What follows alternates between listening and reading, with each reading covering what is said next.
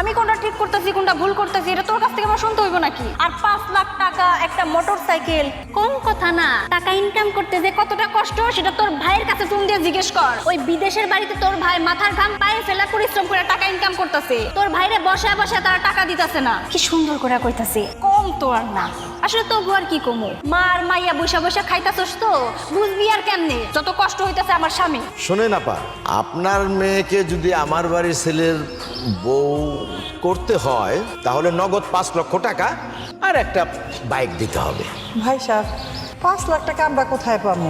5 লাখ টাকা যদি আপনারা না দিতে পারেন তাহলে আর এখানে বিয়ে সম্ভব না। ওঠেন, এই হ্যাঁ? ওঠেন, হ্যাঁ। ওঠেন, ওঠেন বলতেছি চেয়ার থেকে ওঠেন। আমার ছেলের কাছে মেয়ে দেওয়ার জন্য আমার অনেক বন্ধু বান্ধব কোটি কোটি টাকা নিয়ে দাঁড়িয়ে আছে। কখন আমি বলবো যে আচ্ছা ঠিক আছে, আর মাত্র 5 লক্ষ টাকা, এই টাকাও যদি আপনারা না দিতে পারেন তাহলে আপনাদের মেয়েকে বিয়ে দিবেন কিভাবে? কেন কেন যৌতুক দিয়ে আমার ননদটা আপনার পোলার ঘাড়ে গছায় দিব শুনি? আপনার পোলা এবং আমার ননদ দুইজন দুইজনকে ভালোবাসে, যেখানে দুইজন দুইজনকে ভালোবাসে সেখানে তো যৌতুকের কোনো প্রশ্নই আসে না। ভাই শোনেন, আমি আপনার বাবার সাথে যে আচরণটা করছি না খুব কম করে ফেলছি।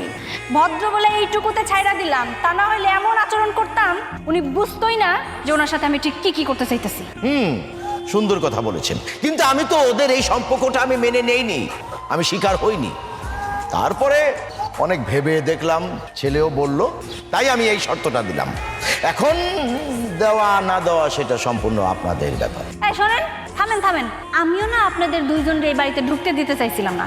শুধুমাত্র আমার ননদ আমার রিকোয়েস্ট করছিল, ওর মুখের দিকে তাকায় আপনাদের আমি ঢুকতে দিছি। কিন্তু না, আপনাদের মনের ভিতরে যে পরিমাণ লোভ, বিশেষ করে আপনার যে লোভ, এরকম লোভী মানুষ আমি জীবনে খুব কমই দেখছি। একটা লোভী মানুষের ঘরে আমি আমার ননদের কোনো দিনও বিয়ে দেবো না। যান এক্ষুনি এই বাড়ি থেকে বের হয়ে যান। একটা জিনিস আমি লক্ষ্য করতেছি আপা, আপনার এই সংসারের সব কিছু দেখাশোনার ভার কি আপনার বৌমার উপরে দিয়েছেন? না ভাই সাহেব, আসলে আমার তো বয়স হয়েছে, ছেলে বিদেশ থেকে টাকা পাঠায়, আমি অত হিসাব টিসাব জানি না, তাই সব কিছু বৌমার হাতে দিই। আপা, আপনাকে একটা কথা বলে দিই, আমি আপনার এই সংসারে না কোনোদিনও সুখ আসবে না। এই শোনেন, আমাদের বাড়িতে আপনাদের দুইজনরে আমি আর এক মুহূর্ত দেখতে চাইতেছি না। এক্ষুনি এই মুহূর্তে বের হয়ে যান।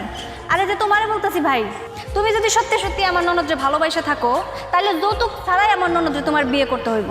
যদি সেটা পারো তো ভালো কথা, আর যদি সেটা না পারো আমার ননদরে তোমার কাছে বিয়ে দিব না। যাও এখন এই বাড়ি থেকে চলে যেতে পারো। আপনার মাইয়ারে আমার পোলার সাথে কিভাবে বিয়ে দেন এই জিনিসটা আমি দেখে নেব। চলো বৌমা,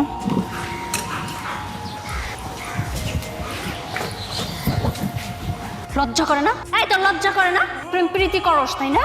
কেমন পোলারে ভালোবাসছস যে কিনা একটা প্রতিবাদ করতে পারলো না?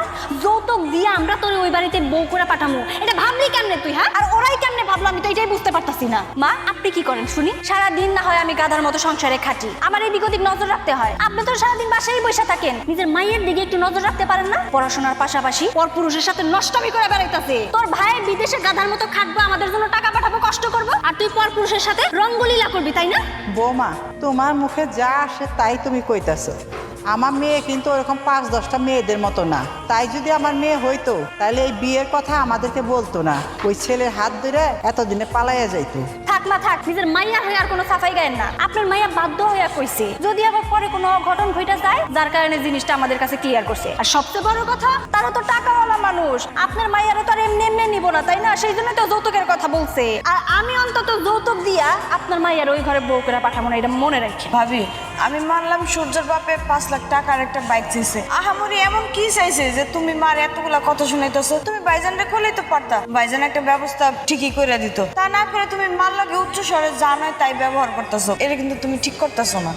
বাবা বাবা, আমি কোনটা ঠিক করতেছি কোনটা ভুল করতেছি এটা তোর কাছ থেকে আমার শুনতে হইব নাকি? আর 5 লাখ টাকা একটা মোটরসাইকেল কম কথা না। টাকা ইনকাম করতে যে কতটা কষ্ট সেটা তোর ভাইয়ের কাছে ফোন দিয়ে জিজ্ঞেস কর। ওই বিদেশের বাড়িতে তোর ভাই মাথার ঘাম পায়ে ফেলা পরিশ্রম করে টাকা ইনকাম করতেছে, তোর ভাইরে বসে বসে তারা টাকা দিতেছে না। কি সুন্দর করে কইতাছি, কম তো আর না। আসলে তবু আর কি কমু, মার মাইয়া বৈশা বৈশা খাইতাছস তো, বুঝবি আর কেমনে যত কষ্ট হইতাছে আমার স্বামী। থাকবো মা, আর কোনো কথা শোনায়ও না। আমরা মা মেয়ে 2 বেলা 2 মুঠো খাই, তার জন্য তো কম কথা তুমি শোনাও না। আমি তো তোমার বাপের বাড়ির টাকা খাই না, আমার ছেলে বিদেশ থেকে টাকা পাঠায় আমার জন্য, আমার মেয়ের জন্য, সেইটাই তো খাই আমি নাকি।